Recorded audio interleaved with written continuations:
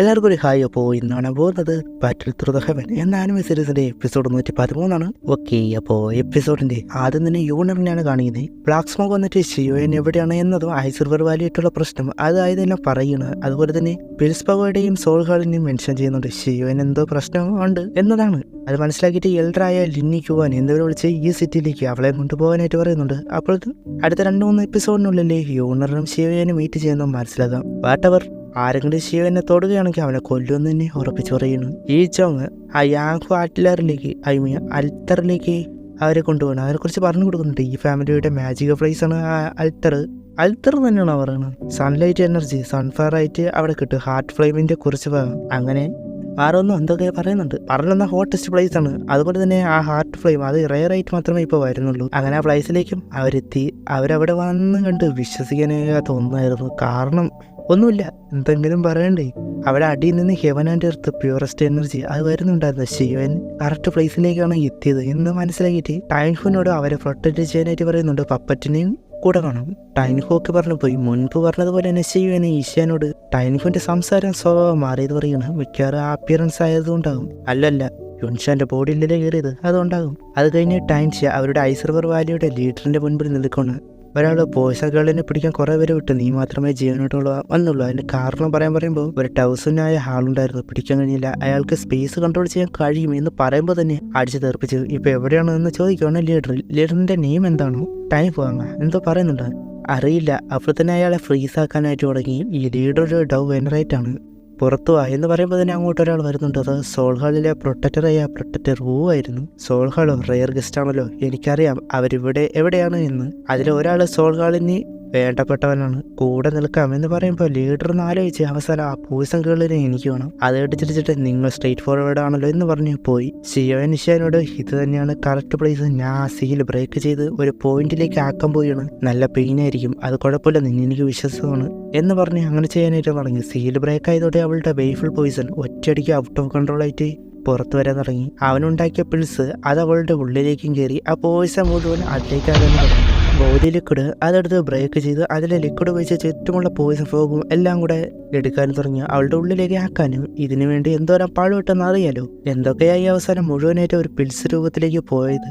അങ്ങനെ നിൽക്കണ പെട്ടെന്ന് അത് പിന്നും പൊട്ടിയത് ഔട്ട് ഓഫ് കൺട്രോളായി. അതുകൊണ്ട് ശിവന് ടെൻഷനായി, കാരണം വേറെ വഴിയൊന്നുമില്ല. അവളും നോക്കുന്നുണ്ട്. ശിവന് പിന്നെ ലിക്വിഡ് ഉപയോഗിച്ച് അത് പുറത്തുള്ള പോയിസൺ എല്ലാം ഉള്ളിലേക്ക് ആക്കാനും നോക്കുന്നുണ്ട്. അവൾക്ക് കഴിയാതെ കുറച്ചു നേരം കൂടി അവൻ്റെ ആ മുഴുവൻ ബോഡി ലിക്വിഡും കൊടുത്തു. എന്നിട്ട് അത് കൺട്രോൾ ചെയ്യാൻ കഴിഞ്ഞില്ല. അങ്ങനെ ഇനി സീല് ചെയ്യാനും കഴിയില്ല, കൺട്രോൾ ആക്കാനും കഴിയില്ല. എന്നാൽ പെട്ടെന്നാണ് അടിയിൽ നിന്ന് സൺഫയർ വരാൻ തുടങ്ങിയത്. ആ പോർട്ടൽ ആക്ടിവേറ്റ് ആയതുപോലെ മുകളിൽ നിന്നും പൊട്ടിത്തെറിച്ച് അതിൽ നിന്ന് എനർജി താഴേക്ക് വരുന്നുണ്ട്. അത് അവളുടെ ദേഹത്ത് വന്ന് പതിക്കുന്നു. അതോടെ പെട്ടെന്ന് തന്നെ ആ പോയിസൺ എല്ലാം നോർമലായിട്ട് അവളുടെ ഉള്ളിലേക്കും പോയി. അവൾക്കും കൺട്രോൾ ചെയ്യാൻ കഴിഞ്ഞു. അതെങ്ങനെയെന്ന് അവനും മനസ്സിലായില്ല. അപ്പോഴാണ് ഡൗക്ക് ചേർത്ത് ചെയ്യാനായിട്ട് പറയുന്നത്. അവളും ചെയ്യുന്നു.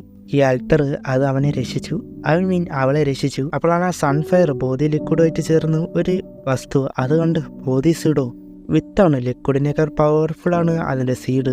അത് ബേൺ ചെയ്ത് അങ്ങനെ ആയതാണ്. ആ ഫയർ എനർജി അത് വളരെ സ്ട്രോങ് ആയിരുന്നു. അത് അടിയിൽ നിന്ന് വന്ന് ഹാർട്ട് ഫയർ എങ്കിലും വരാത്തത് എന്താണെന്ന് ആലോചിച്ച് നോക്കുന്നു. അങ്ങനെ അടിയിൽ പോകുമ്പോഴാണ് ഇവ നോക്കുമ്പോഴാണ് അവിടെ ഹാർട്ട് പേള് എന്ന് ഇരിക്കുന്നത് കാണുന്നത്. പാസ്റ്റിലെ മാസ്റ്റർ പറഞ്ഞിരുന്നു ഹാർട്ട് പേള് അത് ഡീപ്പ് എർത്തിൽ നിന്ന് വരുന്ന എസൻസ് ഓഫ് എനർജിയാണ്. അത് ഒരുപാട് വർഷം കൊണ്ട് ഉണ്ടാകുന്നു.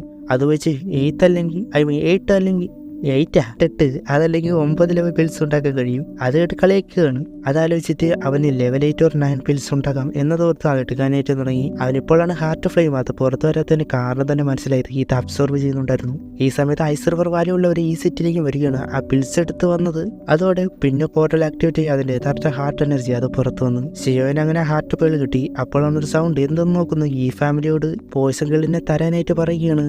ഐസർവർ വാലി തന്നില്ലേ, നിങ്ങളുടെ ഫാമിലിനെ കാണില്ല. ഈ ഫാമിലി ഉള്ളവരും ടെൻഷനായി.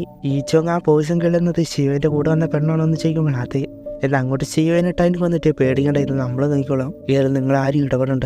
ടൈനിക്കുനോട് എൻ്റെ കൂടെ ഐസർവർ വാലിയെ മീറ്റ് ചെയ്തോടെ. പിന്നെന്താ, ടൈനിക്കുനെ കണ്ട ഉടനെ ടൈൻസ് പേടിച്ച്. ഈ ഫ്രണ്ടിൽ ഉള്ള ആള് ഒരു ഡൗ വെനറേറ്റാണ്. ടൈനിക്കുനോട് ഇത് പോയ്സൺ ഗേൾ ഐസർവർ വാലിയും തമ്മിലുള്ളതാണ്, നിങ്ങൾ ഇടപെടാതിരുന്നൂടെ നിനക്ക് തോന്നുന്നുണ്ടോ? എങ്കിൽ ശരി, ആ പോയ്സൺ ഗേൾ വന്നിട്ടില്ലെങ്കിൽ കുഴപ്പമില്ല. അതിന് കാരണം അവൾ ഡൗ വെനറേറ്റ് കൾട്ടിവേഷൻ ചെയ്യാണ്. ചെയ്യാൻ ടൈൻസിക്ക് കൊടുക്കാൻ ഇന്ന് നീ മണ്ടത്തരം കാണിക്കരുത് എന്ന് പറഞ്ഞ് ടൈനിക്ക് പോയിട്ട് ഫൈറ്റ് ചെയ്യാൻ പോയി. ഷിയോനെ അറ്റാക്ക് ചെയ്യാൻ നൽകുമ്പോഴാണ് പ്രൊട്ടക്ടർ ഊ വരുന്നത്. സോൾ ഹേർഡോ നീ എന്നെ മറന്നോ എന്ന് പറയുമ്പോൾ പ്രൊട്ടക്ടർ ഊവിനെ കണ്ട് അവിടെ അറ്റാക്ക് ചെയ്യാൻ പോയി. അത് ബ്ലോക്ക് ചെയ്ത് ആ പഴയ ദേഷ്യം കുറഞ്ഞില്ലല്ലോ. പപ്പറ്റ് വന്ന് അതിനെ ഫ്രീസാക്കി മാറ്റിക്കൊണ്ടുപോയി. ഷിയോന് ഗ്രീൻ ഫ്ലെയിം ഉപയോഗിച്ചൊക്കെ പൊട്ടിച്ച്. പിന്നെ അവർ തമ്മിലുള്ള ഫൈറ്റ് അത് കുറച്ച് നേരം. ഇത്ര വർഷമായിട്ട് നിന്റെ എക്സ്റ്റേണൽ പവർ മാത്രമേ കണ്ടിട്ടുള്ളൂ, നിന്റെ യഥാർത്ഥ സ്ട്രെങ്ത് കാണിക്കാനായിട്ട് പറയുന്നുണ്ട്. നിന്നോട് ഫൈറ്റ് ചെയ്ത് ഇത് മതി, അതുകൊണ്ടാണ് ഞാൻ ഈ ആവോച്ചനെ സിമ്പിളായിട്ട് കൊണ്ടുപോയി.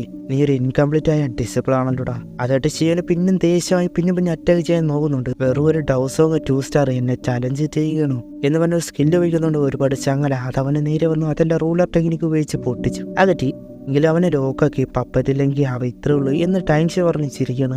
ഷിയോയൻ ഈ എബിലിറ്റി വെച്ചാണോ യാവച്ചനെ രക്ഷിക്കാൻ പോകുന്നത്, അങ്ങനെയാണോ എന്ന് പറഞ്ഞിട്ട് ഷിയോയൻ അവൻ്റെ 3 മിസ്റ്റീരിയസ് ചേഞ്ചിലെ ഫസ്റ്റ് ഫോം ലോട്ടസ് ചേഞ്ച് അതെടുത്ത് അതോടെ ആ സ്കില്ല് ബ്രേക്കായി. അതുകൊണ്ട് ഈ ബ്രേക്കിംഗ് ഈ സ്കില്ല് ഈ ബേണിംഗ് ഫ്ലെയിം വാലിയിലാണ്.